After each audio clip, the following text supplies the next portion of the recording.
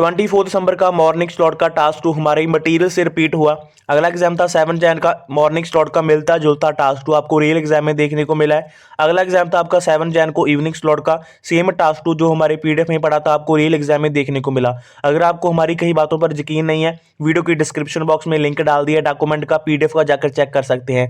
अगर आपको यकीन हो गया तो चैनल को सब्सक्राइब कर लेना, क्योंकि नेक्स्ट मंथ इसका न्यू वर्जन आने वाला है, उसमें हम कुछ न्यू टास्क 2 ऐड करने वाले हैं और वो जो वर्जन है उन्हीं बच्चों को प्रोवाइड करवाएंगे जो हमारे सब्सक्राइबर होंगे। बाकी आपके ऊपर है कि आपने क्या करना है, चैनल को सब्सक्राइब करना है या फिर किसी दूसरे चैनल से इस मटेरियल को, इस पीडीएफ को 500 रुपए में बाय करना है। Section 1. You will hear a conversation between an agent from City House Services and a customer who wants to have her house cleaned. First, you have some time to look at questions 1 to 4.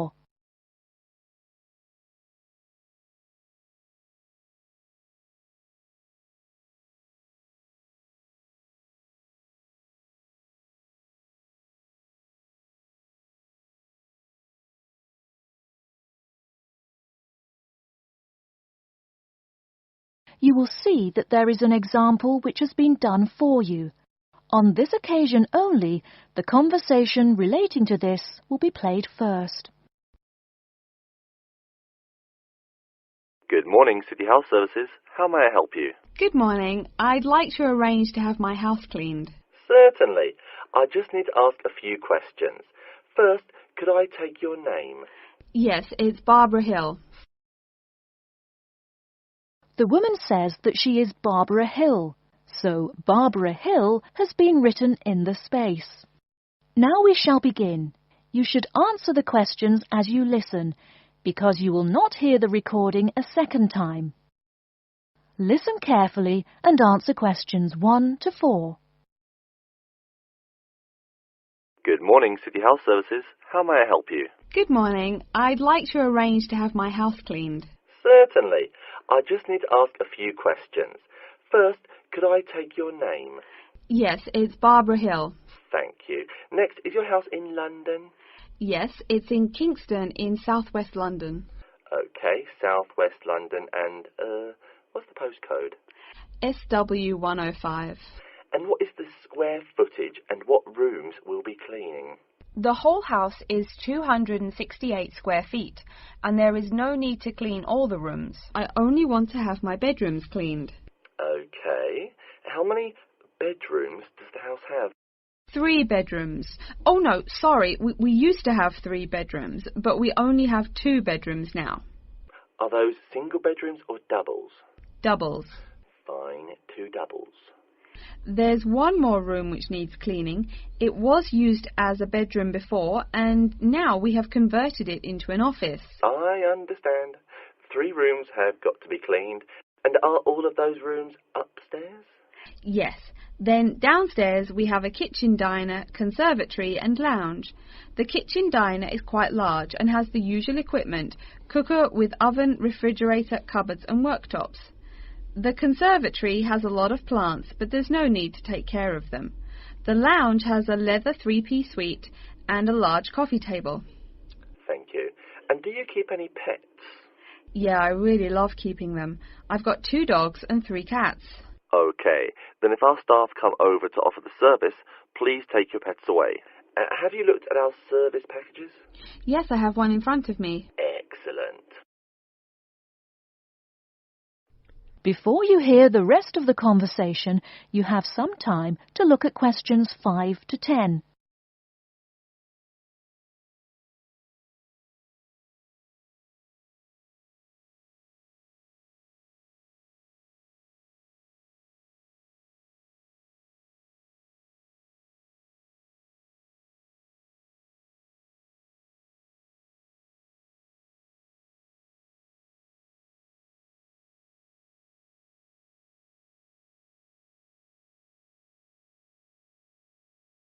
Now listen and answer questions 5 to 10. Any extra services you need? Switching bed linen, work in the garden, clean the glass in the conservatory, that kind of thing? No. Actually, replacing the bed linen, yeah, that would be good. No problem. I'll just make a note of that. How about curtains, mats and carpets? What would you like us to do with those items? The curtains.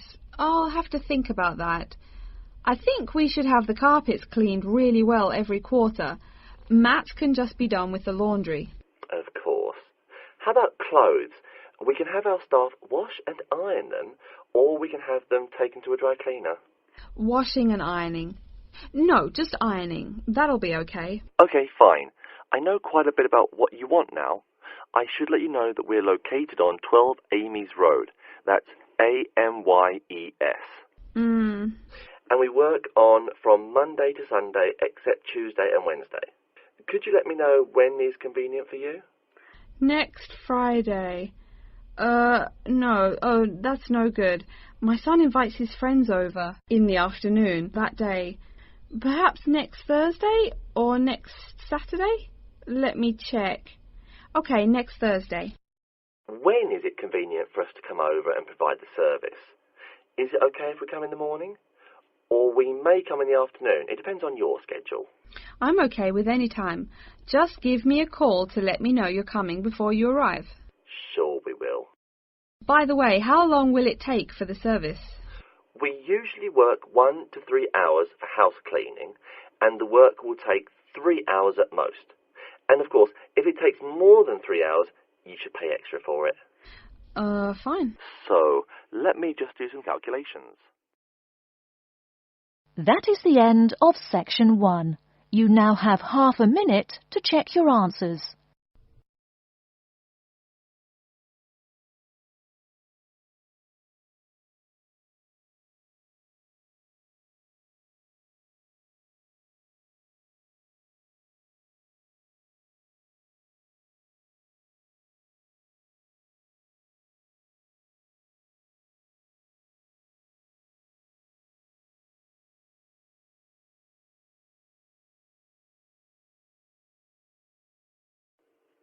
Now turn to section 2.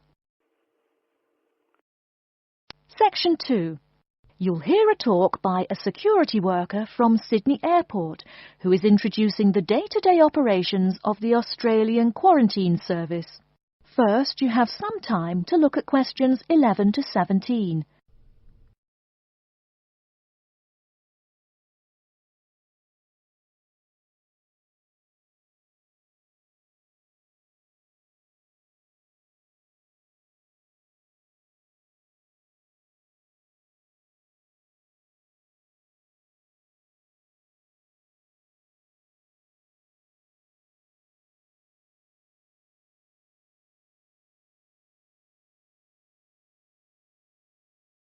Now, listen carefully and answer questions 11 to 17.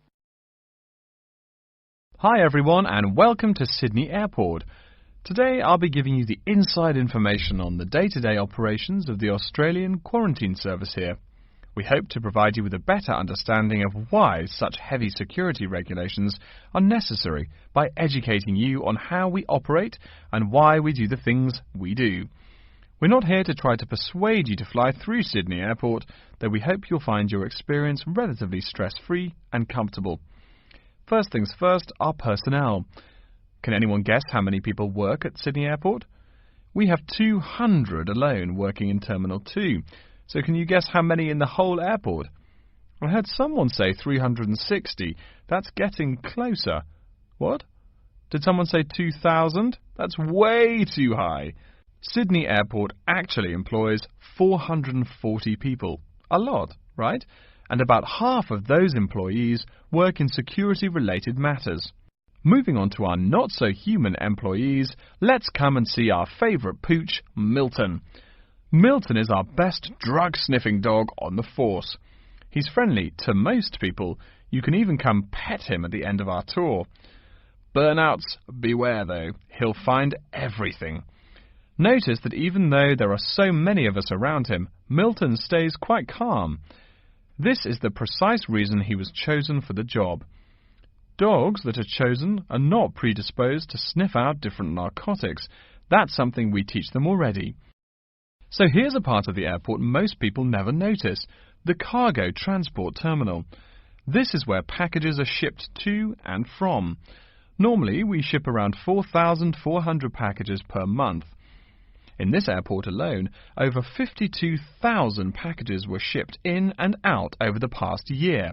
We ship to and from 170 different countries. Not bad, eh? Probably it will go up to over 72,000 packages this year. And despite over 100 flights in and out of here daily, the number of lost or delayed packages is impressively low. If you send your package through here, rest assured we'll get it where it's going. Let's move on to the area most of us are familiar with, the passenger terminals. In order to be allowed into this area, you must pass through security with your ticket and, if you're travelling internationally, your passport. If you're travelling domestically, you just need a legal form of ID. If you don't have those, you will not be allowed to pass through security and board your flight. During the security scan, your carry-on items will be checked for dangerous items such as weapons, sharp objects and liquids that exceed our specified limit. If you attempt to pass any of the prohibited items on this list posted at the entrance, you are still allowed to board the plane, but you'll be given a warning and your item will be confiscated. Don't worry, we will not arrest you for having too much shampoo in your bag or anything like that. We also search your carry-ons and parcels for any perishable items. We prohibit the transportation of local vegetation and prohibit parcels containing any insects in them. You may or may not have learnt about this in biology class, but when some plants are introduced to a new environment, they spread wildly and wipe out the current species around it. It is important to control the introduction of new plants into an ecosystem, so we must prohibit the transport of any fertile seeds. So what happens to parcels containing possibly suspicious items? It's of course something we do not take lightly here. If an object passes through the scanner that appears suspicious in any way, it is separated out for manual search by a member of our trained security personnel. If an illegal plant or simple sharp object like a pocket knife is found, it is simply disposed of in our biohazard waste containers, and the package itself is returned to the sender, or passenger if it is for a passenger flight. More serious weapons are reported to higher authorities for investigation. Before you hear the rest of the talk, you have some time to look at questions 18 to 20.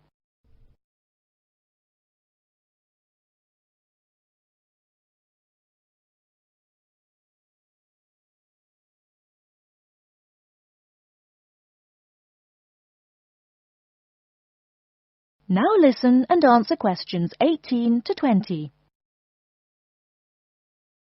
As far as parcel security, the material of the parcel is important. For shipped goods, the most common material used and the most widely accepted is paper. Make sure it is packed sturdy enough with no rips or tears. We've definitely had packages rip open before due to haphazard packing. A more common problem, though, is the package labels. When an item does not make it to the right place, this is the most common reason. The label may not be in the right place or marked clearly enough. If you're receiving any items from abroad that must be declared, please remember our guidelines in order to ensure the timely delivery of your item. Make sure it is packed correctly, and we ask that you notify customs between 2 and 10 days within the item's scheduled arrival date. OK, before we move on, are there any questions? That is the end of section 2. You now have half a minute to check your answers.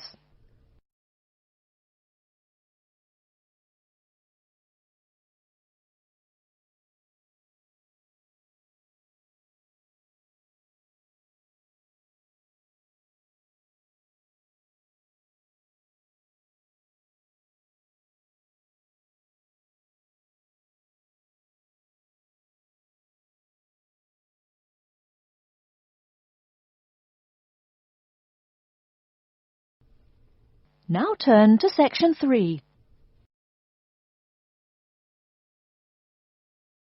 Section 3. You will hear a librarian called Adam Smith talking to the students about how to use the facilities in the library. First, you have some time to look at questions 21 to 26.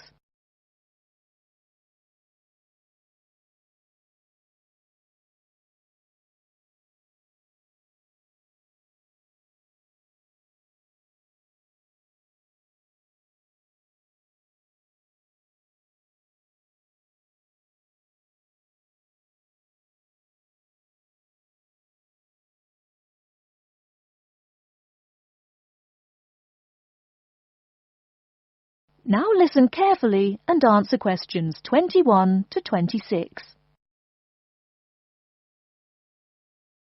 Welcome.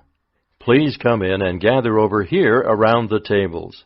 My name is Adam Smith, and I'm the librarian here. I'll show you around today and explain how to use these facilities. Hopefully, when I'm done with it, you'll know the ropes. And please feel free to let me know of any questions or concerns that you may have. Now we're at the gate of the library. Upon entering into the door, you'll find that the restrooms are on your left-hand side, and opposite them is a photocopy room. Many of you are wondering about the check-in and check-out process. What you have to do is go to the circulation desk, which is to the east of the photocopy room. The reading room is a really large area in the center of the library, just to the north of the circulation desk. I'm sure you won't miss it. If you're here to do research, this is where you should bring books to look through. However, if you're here to do any group projects or other interactive activities, I advise you to use one of the study rooms, which are just to the east of the reading room. Moving on to the southeast corner, we have the periodical section, just next to the study rooms. We have a collection of different newspapers and magazines in this section. You can get last week's weather reports, or all the top stories 5 years ago. Our periodicals can be traced back 20 years to the time when our school library was built. Our first question. Yes.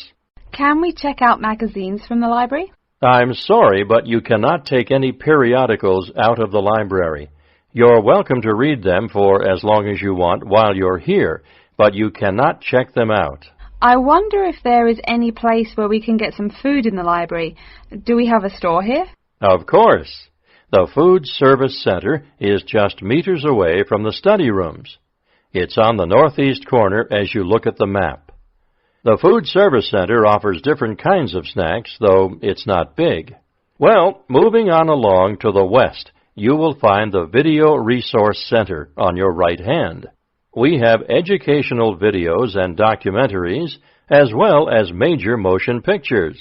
We ask that you pay attention to the tag on the video that you pick up, as many of our documentaries are for on-site viewing only and may not be taken out of the library. To the west of the Video Resource Center is our satellite TV station. Here we stream the news from Channel 19 for most of the day. How many channels does it have? It does have nearly 200 channels, but we generally will give top priority to channels with some big events, like presidential addresses or other breaking news. During the coverage of the presidential debate, students will take a break from studying and flock to watch it. Last, but perhaps most important, is the inquiry desk. It's just on the left-hand side when you walk into the library, so it's impossible to miss it. If you have any questions about how to use equipment or where to find something, come and ask the assistant. Don't be shy, because that's what they're here for. Before you hear the rest of the talk, you have some time to look at questions 27 to 30.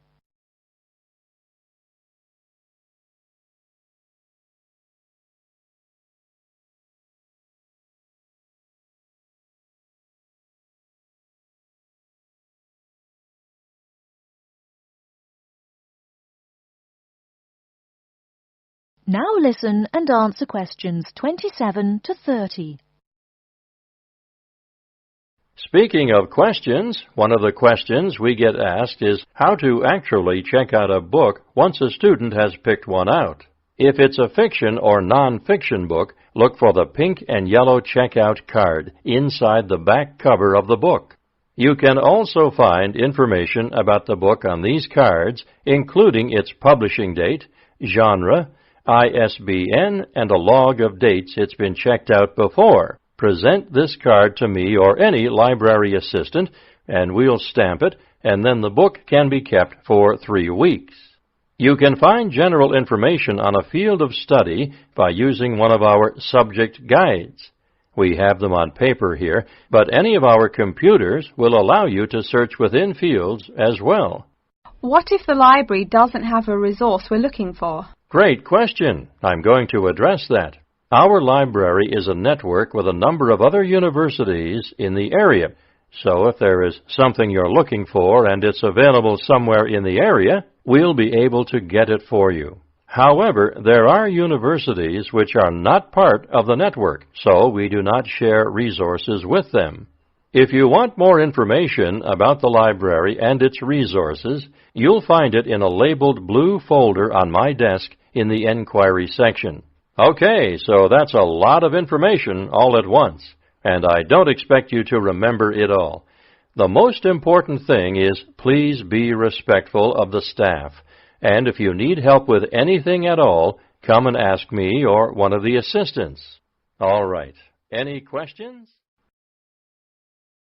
That is the end of Section 3. You now have half a minute to check your answers.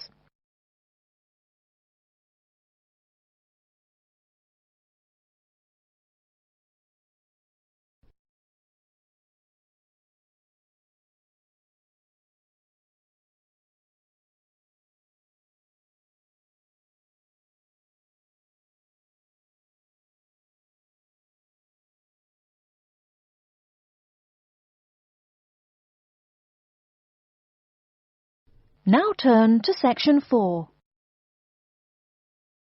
Section 4.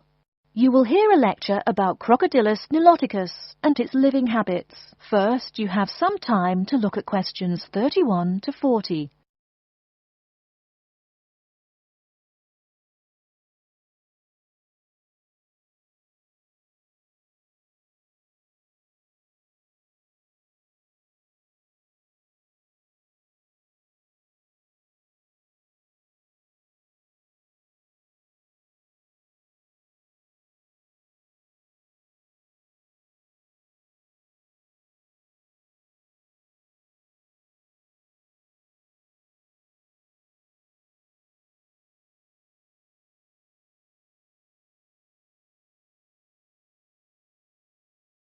Now listen carefully and answer questions 31 to 40.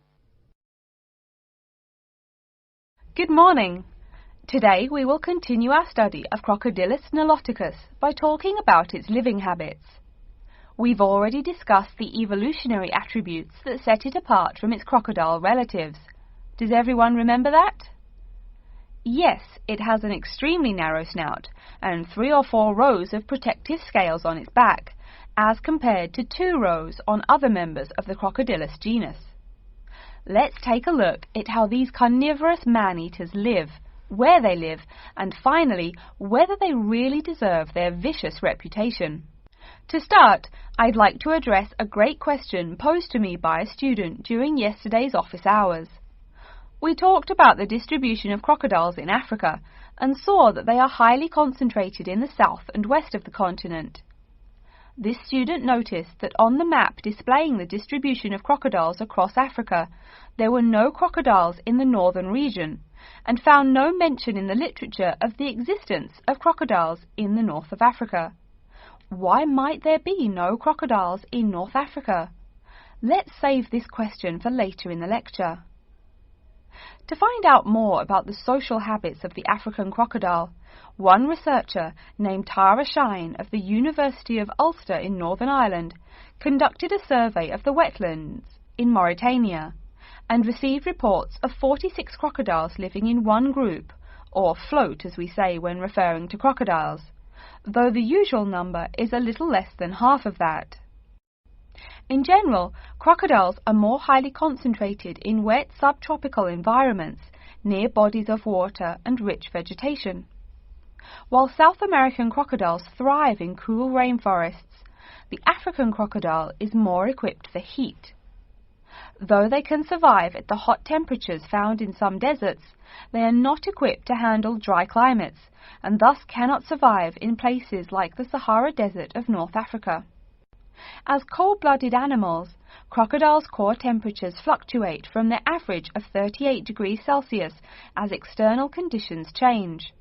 Thus, they need to avoid extreme temperatures. Others live an underwater life, keeping a body temperature close to that of the water. As their own unique method of regulating their body temperatures, some African crocodiles have made dens by digging holes in the ground to provide themselves with a cool, dark place to retreat from the hot African sun. Speaking of the hot African sun, let's go back to the question asked at the beginning of the lecture. We know that there used to be crocodiles in northern Africa, yet today there are none. What are some possible explanations for this? Some students have suggested that the African crocodile has evolved from a desert creature into a wetland creature, thus causing them to migrate south for more appropriate conditions. Others presume that the crocodile was hunted out of northern Africa by a fiercer predator. While these are intelligent guesses, the real story is a little bit different. The key to this migration is that the Sahara Desert did not always cover the north of Africa. About 8,000 years ago, the land was fertile wetlands, perfect for breeding crocodiles. Over time, though, the area dried out and the wetland slowly turned to desert, leading the African crocodile to migrate south to the marshlands they call home today. Some crocodiles did, however, adapt to living in dry conditions.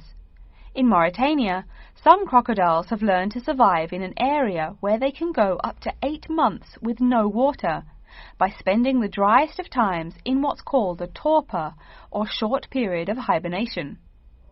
To utilize every bit of rainfall, these desert crocodiles dig underground caves that collect runoff, thus staying cool and hydrated. During the mating period in November and December, males attract females to their viciously protected territory through a number of behaviors that range from snapping their jaws all the way to sending infrasonic pulses through the water. Afterwards, the female digs a hole up to 60 centimeters in depth to store the eggs for an 80-day incubation period. The female protects these eggs during the period, and sometimes even helps crack the eggs with her snout at the end. These teeth-gnashing carnivores are softer than we think. Although these vicious creatures have attacked humans on a few occasions, the residents are not afraid of them. In fact, they show a great deal of reverence towards these wondrous creatures. Some say that crocodiles bring water to their habitat, so if they leave, they will bring the water with them. Obviously, this is not true, but it demonstrates the admiration the inhabiting people have for crocodiles. Generally, crocodiles do not predate on humans. They attack when humans populate the crocodile's habitat, instilling fear and uneasiness in the crocs. Like any other species, crocodiles are known to attack when feeling fear. There's still a lot more to be discovered about the African crocodile. Researchers want to know more about the population size, how many crocodiles inhabit Africa in all, how they form separate floats, etc. There is still also much to learn about migration patterns and relations to other populations of crocodiles now found in other parts of the world.